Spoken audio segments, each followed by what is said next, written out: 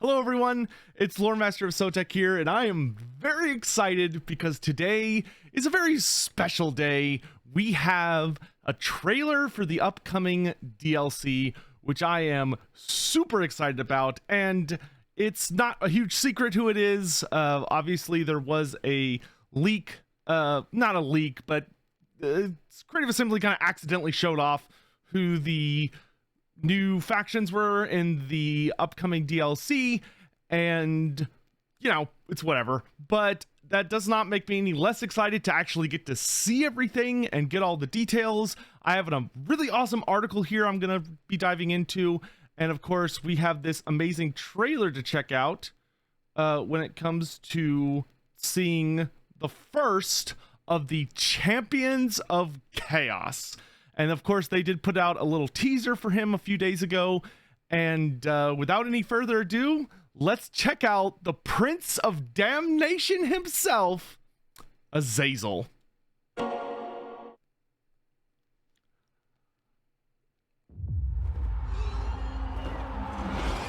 Oh boy.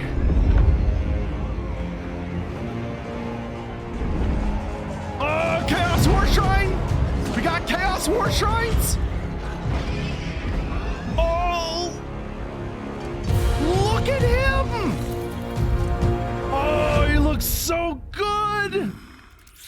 Wow, he looks bored. Oh! Oh, that Chaos Lord of Khorne, though. Oh, he looks excited.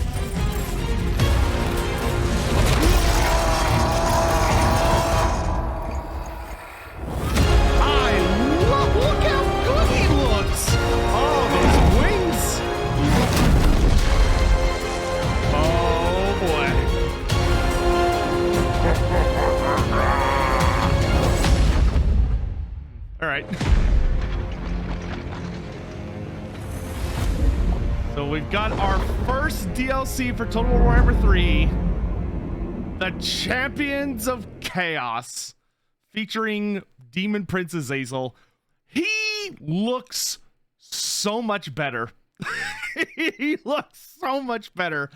I don't know if anyone watching this has ever seen Azazel's model, his original mini. I'm not going to bother looking it up, but it's a very, very old mini. I believe it's a 5th edition mini, which was before I was playing Warhammer, and I started playing Warhammer when I was 10. For the record, I'm now 30.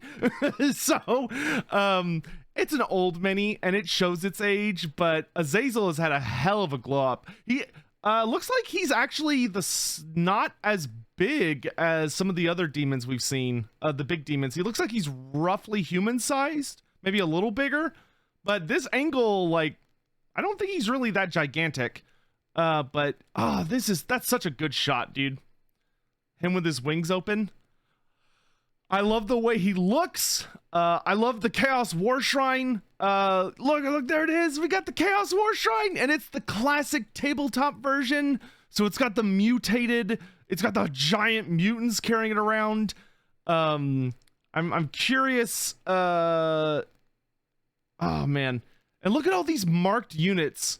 Like, so we see he's got demons in his roster. You see we got Slaanesh Furies, but there's so many like unique units fighting in this trailer. Like, we've seen a lot of these Khornate guys before, but you know, this guy's new, the Chaos Lord of Khorne. He looks amazing. Dude's got the blazing body mutation. Look at that. He's got all those fire coming out of his eyes. All right, let's not waste any more time. Let's get into the article, which I'm so excited to go over. Let's just plow through this. Total War Warhammer 3 introducing the Champions of Chaos, which they literally spoiled the name of the millisecond they announced this because they were like, haha, champions? Pun? Anyway, hello Total War Warhammer fans, or should we call you champions of the community? Today's a very exciting day. Not only is it time to unveil the Champions of Chaos Lords pack for Total War Warhammer 3, but announce it will be releasing on August 23rd alongside Immortal Empires. Fit for a Champion, the game's first Lords pack welcomes not 2, but 4 new Warriors of Chaos Legendary Lords, each of whom will be aligned with one of the 4 ruinous Chaos Gods. Embark on crusades of destruction with brand new gameplay features, Rick hosts with a host of new battlefield units, and master the new narrative-driven campaign mechanics that will unearth the fabled path to Zen by Jin. Oh, Oh, Zenbai Jin? That's really cool. Okay, how do I explain? So Zenbai Jin is okay, so Zenbai Jin is a city that's told to us in the saga of Tarmakon, which Tarmakon is not in this DLC. I'm gonna tell you now, I know for a fact, based on the faction names, Nurgle's guy is not Tarmakon, so don't like take that in the wrong direction. But Zenbai Jin is the fallen city. It's a really ancient city. It's older than the race of men. So it's a city that existed before humanity was created, presumably, or it existed either during the time of the Old Ones, or it existed even before the Old Ones. That's certainly a possibility, but it's in Kadatha, which is up in the Chaos Wastes, and it's been the fallen city for like time immemorial. So we don't know who built it or who was there, but it fell ages ago to chaos, and it is now this kind of really sacred battle site where if a bunch of champions are able to make their way there, of the dark gods, and they start battling each other, the unspoken rules of Zenbai Jin are essentially that a bunch of champions will meet, and whoever wins absorbs all of the other armies of the other champions, which is not normally the case with Chaos. A lot of people will like fight to the death and a bunch of other shenanigans, but Zenbai Jin is very sacred. But the key about it is that it's really hard to get to. In the Tarmakon story, they talk about that basically the Kadatha itself is nearly impossible to get to because it's kind of like a mirage. It doesn't exist in real space. You can see it when you're approaching like the plains of Kadatha, but getting to Zenbai Jin, you would like see it on the horizon, but no matter how fast you move or how far you go or what magics you use, it doesn't get any closer. And a lot of people die just trying to get to it. But sometimes the path to Zenbai Jin will open, and when it does, inevitably champions will make their way there and have a really big fight. Tarmakon acquired most of his initial horde by arriving in Zenbai Jin to fight 3 other champions, one of each of the dark gods.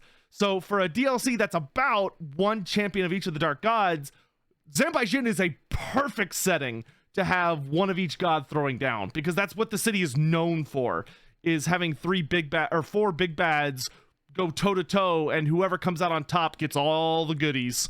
And that inevitably leads to like a really big chaos invasion. All right, so what's in the pack?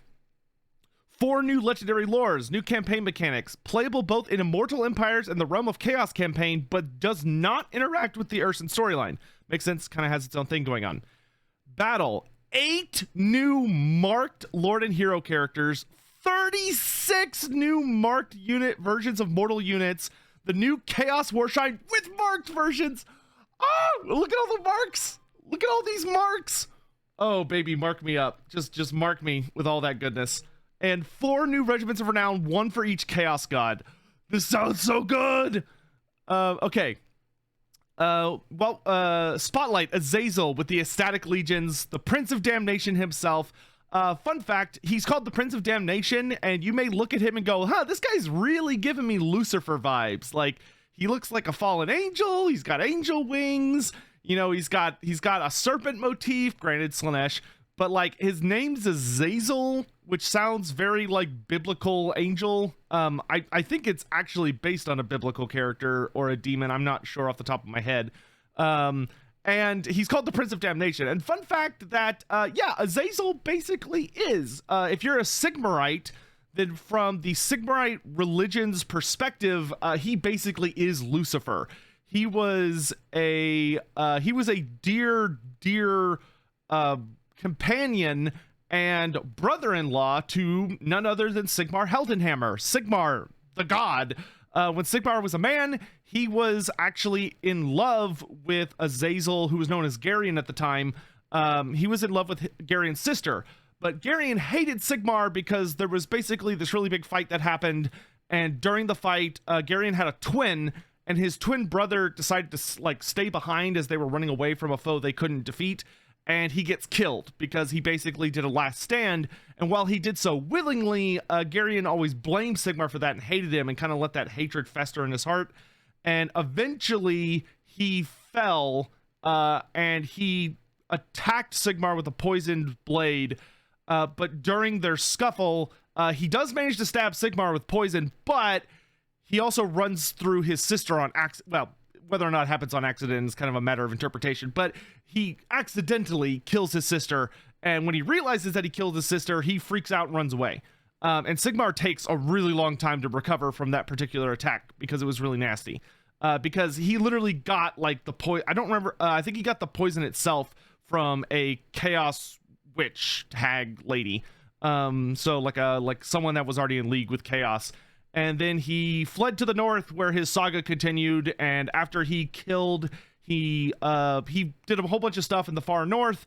And it's implied in the Sigmar book that he like raised or was involved with Morcar, the first ever chosen Morcar the Uniter. Whether or not that happened, I'd say it kind of makes sense.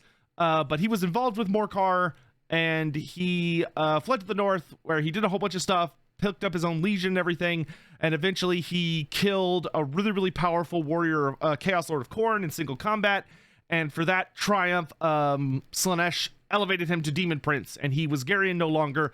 Actually, no, he called himself Azazel before that. But anyway, he elevated to a Daemon Prince and became the Prince of Damnation. He fought against Sigmar, a bunch of crazy stuff happened. But anyway, all right, let's see what he does. A prince amongst demons, Azazel has been the bane of humanity since time immemorial. For almost 2,500 years, almost on the dot. His constant acts of devotion and debauchery assuring his high standing in the eyes of Slaanesh. All who know of him dread to face him in battle, for the cost of losing means not only the death of the body, but all the horrific certainty of the soul's eternal damnation. Azazel is the Swiss Army knife of Slaanesh, capable of inflicting hellish casualties in all aspects of battle. In close combat, he has access to the Temptator ability, granting a temporary ward save and reflecting any damage. Ooh, that's nasty. So he reflects damage and is harder to damage upon those who dare attack him. In a support role, he can call upon a range of spells from the lore of Slaanesh, such as Phantasmagoria and the Lash of Slaanesh. Plus, he could fly, which grants him a looming position from which to control the flow and tempo of the battlefield. And here we can see, it does look like he's roughly man-sized. Oh, dude, look at that Chaos Knight of Slaanesh. Oh, baby, that shield and helmet. Oh, my. Oh, and there's these guys are looking good.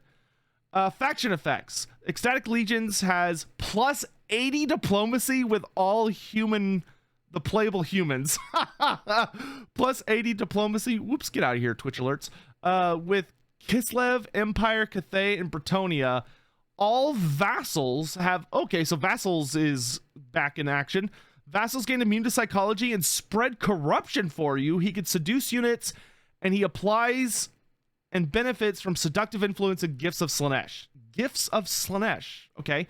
Lord effects. He has the domineering aura passive. He has minus 20% seduction for all humans and plus 25% seduction budget. Very nice. A prologue. In the ancient city of Zambai. Oh, this literally looks like the art from, this looks just like the art from Tarmakon. In the ancient city of Zambai, the servants of the Chaos Gods have clashed for millennia. The souls of those who fall in these vicious conflicts are sealed within the altar of battle itself, which stands at the heart of the fallen city. Ursin's roar has shaken the world, and the altar seal has become fragile. The correct ritual will have the power to shatter it completely, leaving the myriad of warrior souls of bygone eras ripe for the claiming. However, Zambai is not an easy place to reach, even for a champion of chaos. Your champion must forge their path to Zambai by forcing open the still healing scars in the world created by Ursin's roar. Only then will you be able to find the altar of battle and claim the souls for your patron god. You take up the mantle of a champion of chaos and slay your enemies, collect their souls, make your way to the ancient city of Zambai, perform their ritual. When the altar of souls is within your grasp, you will change the balance of power between the chaos gods forever. Awesome. Campaign mechanics. Chaos gifts. Fury of chaos. Okay, so you could recruit demon units. So this is, gifts of chaos undivided. Okay, so there are Slaanesh gifts and undivided gifts. Okay, it looks like you can have a couple equipped at once. Undivided casualty replenishment rate increase for marauders, plus a melee attack for Marauders, cause fear for all undivided units, plus 25% experience, plus 1,000 defensive supplies. What is it? 25% missile resistance? Oh, the Shatterstone army ability that lets you blow up walls instantly and summon Chaos Furies. Okay, so you could summon demons and get special bonuses. Chaos Gifts. Winning battles grants you souls of the enemies. These souls can be exchanged for great power and demonic reinforcements as the champions of chaos dedicate them to their patron god or to the undivided union of all four gods. That's so cool. Okay, so Dark Fortresses and Vassals. Occupying a special Dark Fortress region, most often found in the Chaos Waste and the Norscan homelands, enables the champions of Chaos to construct a powerful stronghold. By occupying a Dark Fortress and a Norscan homeland capital, you will gain the respective Norscan faction as an eternal vassal for as long as you control their homeland. Yo, so you don't have to just beat them into submission anymore, you just have to take their capital. That is so nice. Oh, look at this upgrade tree. Warbands. Champions of Chaos recruit all their forces instantly, either from local provinces or as units granted via the Gifts of Chaos. Your mortal units can ascend the ranks of Chaos, rising from the humble Chaos Marauders all the way to Chosen or Chaos Knights. You can also dedicate them to specific Chaos gods by granting them the Chosen God's Mark of Chaos. That's so fucking cool, dude. And okay, so it looks... So Azazel can only get Slaanesh and Undivided. I'm assuming that's going to be the same for all the champions in that they can only do Undivided and their god. I wonder if that means Archaon and like Kolek can only do Undivided, or if they're going to be able to do like Undivided and everybody. But that's so cool. So you could recruit instant demons, but you could also recruit undivided units, and you can either mark them with a Mark of Slaanesh in Azazel's case, so you pay money to upgrade them. So you see here, we can literally see they're upgrading these Marauders to Marauders of Slaanesh. And then from there, you could go to Chaos Warrior of Slaanesh or Forsaken. And then from Chaos Warrior, you could go to Chaos Knight. Or you could have Marauder Horsemen of Slaanesh that can upgrade to Hellstriders that can upgrade to Chaos Knights. That's so fucking cool. Path to... Oh, they brought in the Path to Glory system. Champions of Chaos can spend souls on their Chaos Lord and Chaos Sorcerer Lord in order to promote them to Demon Princes. Yes, we've got upgradable. We got Demon Princes. Your heroes and lords can also dedicate themselves to one of the four gods, marking themselves and gaining new strengths from their alignment. So you could... Okay, so this Chaos Sorcerer of Shadows can upgrade to become a Lore of Slaanesh Sorcerer, or a Lore of Shadow Slaanesh Sorcerer. And you also have... Look, there are little buffs you can get. Oh, they're like the ogre titles. So Mage Hunter, successfully use a hero action with this character, you get buffs. Win a battle against demons, get buffs. Oh, that's so cool. Also coming along with the pack is a new unit lineup. These new / unique units will be available to the Warriors of Chaos and relevant Chaos God factions. There you go. Mono gods are about to have very big rosters. In both the campaign and custom battles, while a smaller contingent will also be available to the Demon Prince during his campaign. Okay, so I'm assuming by the Demon Prince they mean Daniel. So Daniel's getting access to some of these units, but maybe not all of them. Wow, is Daniel actually not going to have every fucking thing in the universe? Are they actually going to force him to use variety? Because that would be a first. In custom battles, the four champions will join in, fighting alongside the Warriors of Chaos and their patron gods' forces. Oh,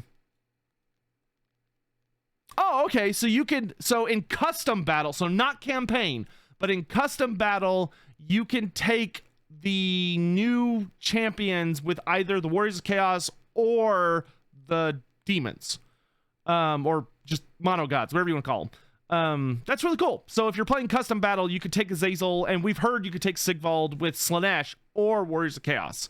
But in campaign, they're just Warriors of Chaos. Let's look at all the new units. Chaos Lord of Khorne, Chaos Sorcerer Lord of Nurgle, Chaos Lord of Slaanesh, Chaos Sorcerer Lord of Tzeentch. Oh, okay, so they're kind of doing a 2-and-2 system. Chaos War Shrine for every character. Marked heroes.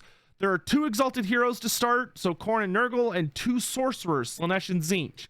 I wonder if that means we're going to get the other ones later on, or if they're... hopefully there will be another Chaos DLC at some point. Something I want to talk about very, very soon. So that way we can get the rest of them. But I mean, that's all right. That, you know, we're at least getting one for each god.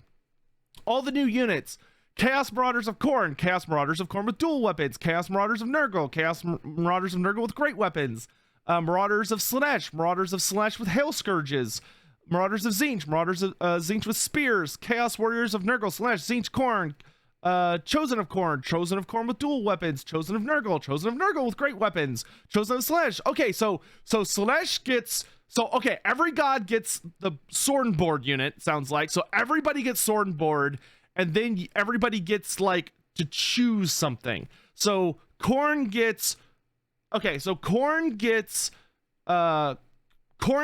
sword and board dual weapons, Nurgle gets sword and board great weapons, Slaanesh gets sword and board hail scourges, so whips, Chosen of Tzeentch gets sword and board halberds. All right, Forsaken of Khorne, Forsaken of Slaanesh, Marauder Horsemen of Khorne with throwing axes, Marauder Horsemen of Nurgle with throwing axes, but Slaanesh and Tzeentch have javelins. Chaos Knights for all of them, normal and lance, and chariots for everyone. Whew, that's a mouthful. Regiments of Renown Champions Edition. Knights of the Brazen Throne. They are Khorne aligned. These Skull Crushers are outfitted with jet black armor and dual axes. They gain bonus to the combat prowess when charging and are a strong counter to infantry. Bilious Thunderguff. Hey, it's the Nurgle Giant. Okay, so the Nurgle Giant is a Regiment of Renown. That's interesting that we're not actually getting marked giants. Hopefully we'll get marked giants in the future, but at least we've got a Regiment of Renown one to start. So Bilious Thunderguff is a giant that's been tainted by the gifts of Nurgle. He has extreme bouts of indigestion. He is now able to channel his trapped wind. Oh, so he farts on people. They literally did that as a gimmick for the giant in the Norskin giant hunt at the Norskin monster hunt system. There's a super giant you can hunt that I think has like a bad gas attack. So it sounds like he's a little similar, but he's Nurgle themed. The Sibilant Slaughtercade. These are charioteers. Okay, so Steeds of Slaanesh are pulling these Chaos Chariots. Very cool. The Severed Claw. Aspiring Champions of Tzeentch. These fearsome warriors are protected by a barrier and armed with magically imbued halberds. Oh, and Tzeentch units have barriers. Nice. There's also a free update for the Warriors of Chaos. This mechanic overhauls how everyone plays. We'll talk about this more later. A separate marked Chaos Warriors free LC will be available for download, which will expand the ranks of your northern kin. So for free, everyone gets great weapon Chaos units for Nurgle, hail scourges for Slaanesh, and halberds for Tzeentch. So that's for everybody for free. And then all of these units are locked behind the DLC. Interesting. I wonder, I guess that's to like kind of get them all on the same page. Because like if you own game 3, you get like Chaos Warriors of Khorne for free, essentially. But hey, I'm down for it. All right, I gotta go do some other stuff, but I want to do a live stream. I gotta do a live stream. So by the time this video comes out, give me like 30 minutes for everyone to like watch this video and let me know what they like, check everything out, and we'll go from there. So let's say 9:45 a.m. Central Standard Time, www.twitch.tv/Loremaster Sotek. There's a lot to talk about here, and we'll get into it. Thanks so much for watching, guys. See you next time. Bye.